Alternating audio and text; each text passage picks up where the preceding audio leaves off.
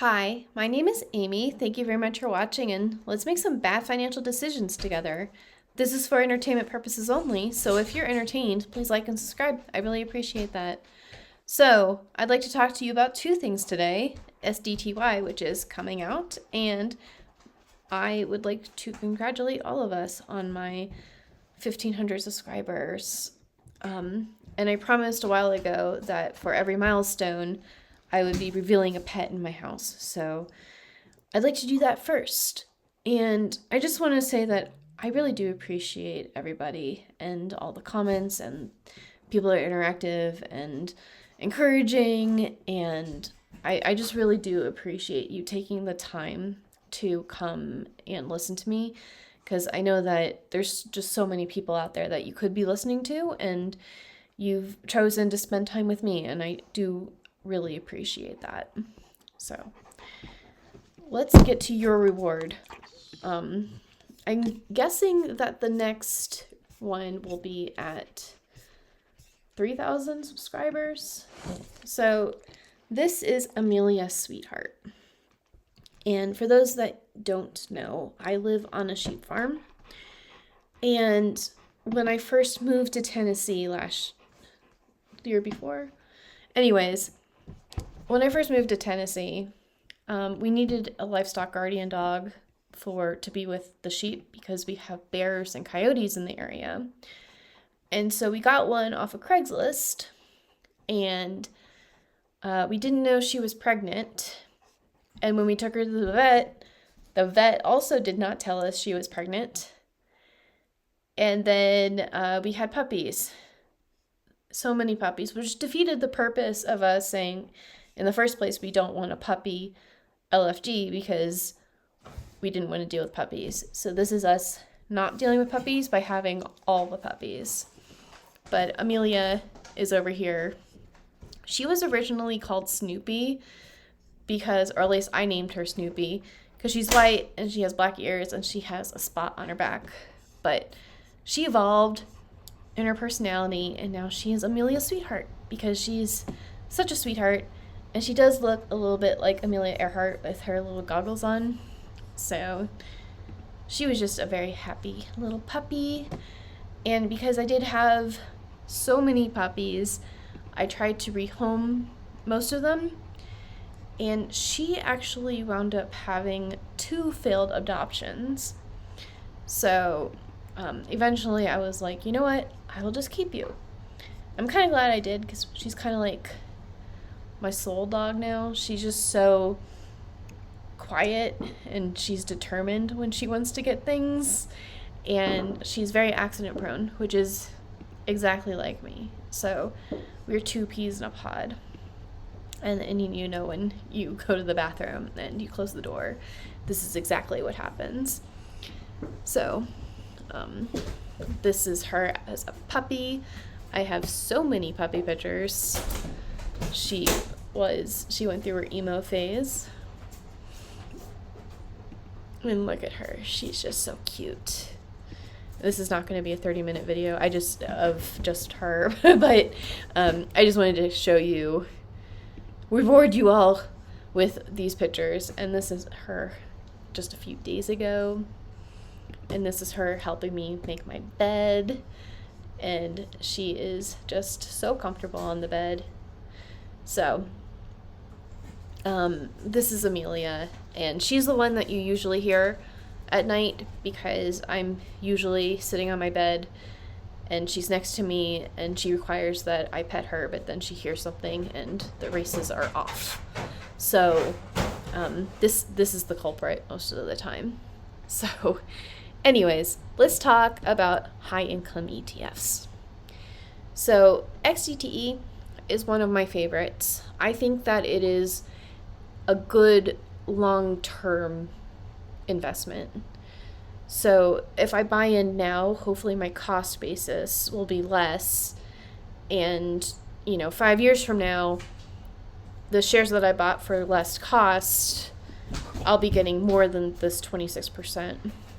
Because they've shown that they have the ability to do price appreciation, which is one of the main concerns with high income ETFs, is how soon is your upside capped. So we haven't really been hobbled by increases in the SPY when it has those up days. So XDTE has been good to us. And if you look at the details, it does have a 0.95% expense ratio. And the reason why I point that out, because normally we don't really care, because like, who cares if your expense ratio is kind of high when you're getting a 26% distribution rate, which is more than JEPI and JEPQ. It's more than most things, and it's somewhat sustainable because it's just owning a fraction of the cover call. So SDTY is coming out today, and their expense ratio is 1.01%, which is not the highest at Yieldmax, but it's also not the lowest.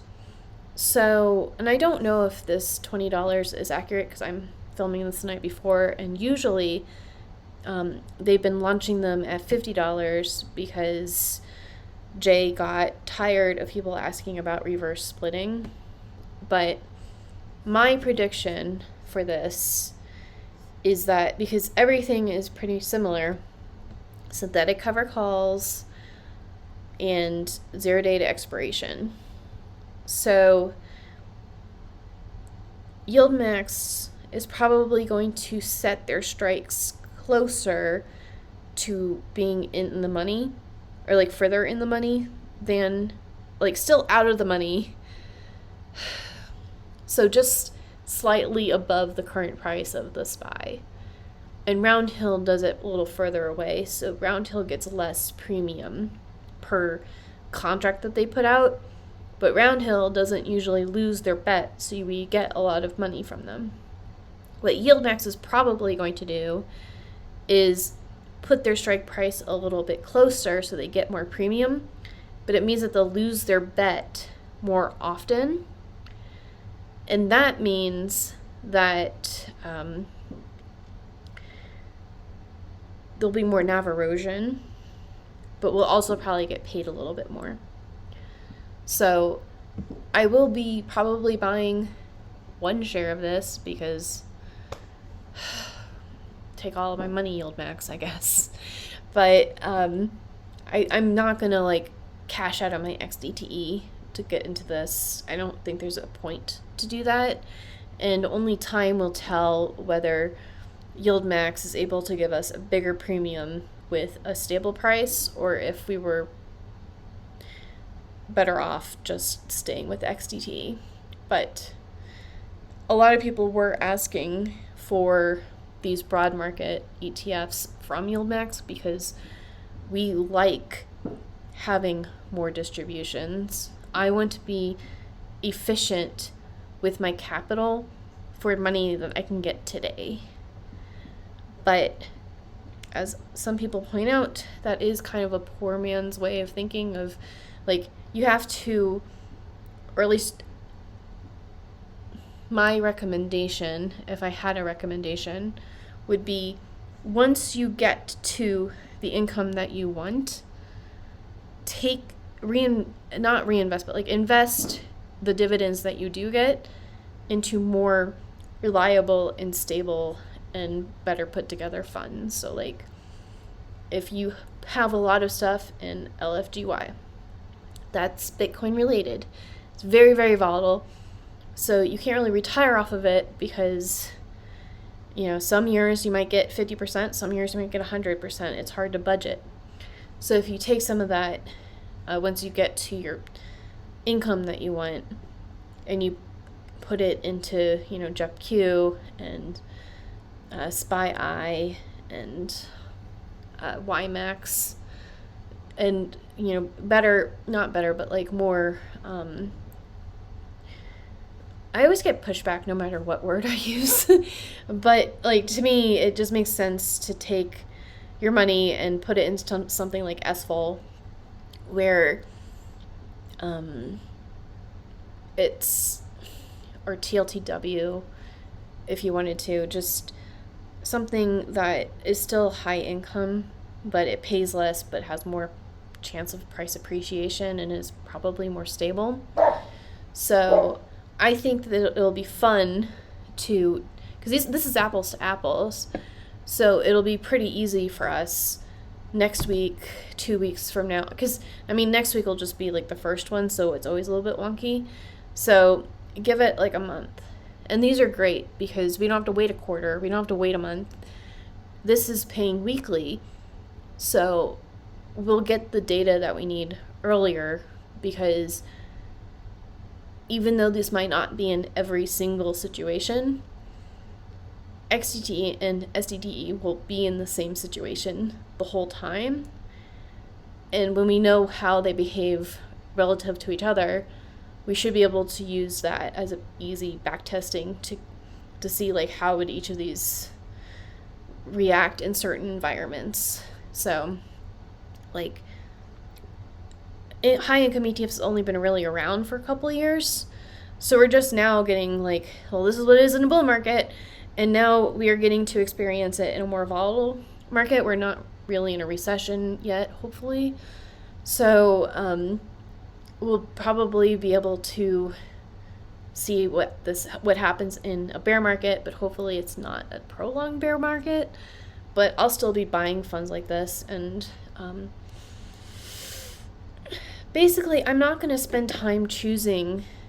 I'm not going to take my mental resources to try to figure out if LFGY, YBTC, YMAX, YMAG, GBTY, and any of the Roundhills, like which one's the best one. I'm just going to invest in all of them and then, add up all of the distributions and divide them and redistribute that way, because it's just my opinion that some of these are higher income right now, but it's just because the circumstances right now are favorable to right now. So if you take that and you help the ones that are paying a little bit less right now, when it gets to those situations where there's a crash, you'll be happy that you put a little bit away into safer funds. So that's just my opinion on this. Anyways, this is Yieldmight. And the premise of I made this, and what this does is if you have an investment amount, say like $500, how much would I have gotten for the last distribution if I had bought before the end of the declaration date? So you can see that LFGY had a really high distribution this time, and with $500 you'd be getting $27 a month. And so you can look down, we have Group A, which has Curve and Yieldmax, and then we have monthly, and these are if they pay from the 1st to the 7th, 8th through 21, so on and so forth, and then we have at the end of the month. And I've set it up so that we could start doing quarterly or annual ones, but we haven't gotten that far yet. And someone pointed out to me that I haven't actually put SEPI in here yet, so I think I actually recorded the distribution, so I just need to add the fund. So I'll do that soon, but you can see that with $500 you get $37 a MISTI, but it's still my opinion that basically if you filter this for Roundhill and Yieldmax, I will pretty much just be in all of these and then basically add them all up, divide them evenly, and reinvest that way. I mean, I'm doing the silos, so I'm adding up everything and then distributing everything proportionate to the silos, but same difference. Like, there's just really no reason to waste a lot of resources trying to figure out if this S&P 500 fund is more efficient or better than the other S&P 500, because by the time we know, it'll be too late. So I would say that having it in a different fund, like something that Jay is not managing, is probably another way to do risk management. So there's that. So today we have, this is Financial Philharmonics, by the way, and I started this last month when I watched a YouTube video about how to make money doing AI videos, and I was like, there's no way this is worth doing. And it was so fun that I just started doing it. So we have Set Your Drip, and this is a experimental hip hop song, and basically set it and forget it dividend reinvestment song just to celebrate that. Misty is Where I Go is a trap hip hop song, I believe, and this is just another one of high hip hop, I believe. Yeah. Anyways, celebrating Misty, and we all know I'm a fangirl a little bit, so there's that. And then Invest Today, You Hardy Fools. This is a pirate shanty, and no, they're not getting better with time. I'm still trying to figure it out, but I do like pirate shanties, so we're just going to keep trying. But basically, there will always be an excuse for why you can't start investing right now, but you should just do it and get used to having that percentage in the market, because before you know it, time will have slipped you by and you won't have as many riches down the line. So trust the process, invest in yourself, and keep on going. So are you excited about SDTY? Are you going to keep an eye out and invest in it later? Do you think that it will be as good or better than XDTE, or do you think that XDTE will hold on to its crown as king of the 0 day expirations? And I'll talk to you later. Bye.